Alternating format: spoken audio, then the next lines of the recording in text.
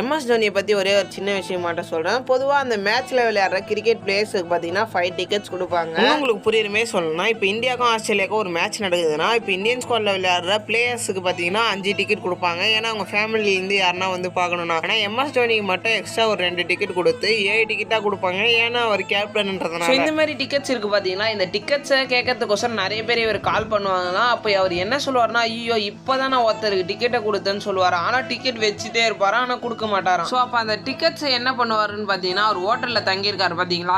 அப்போ ஹோட்டலுக்கு போகும்போது அப்படியே வெளியே நிற்கிற செக்யூரிட்டி கிட்ட போயிட்டு அப்படியே தோல் மேலே கை போட்டு வீட்டில் கிரிக்கெட்லாம் பார்ப்பாங்களான்னு கேட்பாராம். உடனே அவர் பார்ப்பாங்க அப்படின்னு சொன்னதுமே அவர் கையில் வச்சிருந்த 7 டிக்கெட்டையும் பார்த்தீங்கன்னா உடனே கொடுத்துருவாராம். இதை பற்றி அவர்கிட்ட கேட்கும்போது அவர் என்ன சொன்னார்னா, எனக்கு ஃபோன் பண்ணி டிக்கெட் கேட்குற அளவுக்கு அவங்க கிட்ட வசதி இருக்குன்னா அவங்க அந்த ஒரு மேட்சை வேற எப்படி நான் வச்சு காசு கொடுத்து பார்த்துருவாங்க. ஆனால் இவங்களால கடைசி வரைக்கும் பார்க்க முடியாது. அதனால தான் நான் இவங்க கிட்ட டிக்கெட் கொடுக்குறேன்னு சொல்லுவாராம். Just MS think.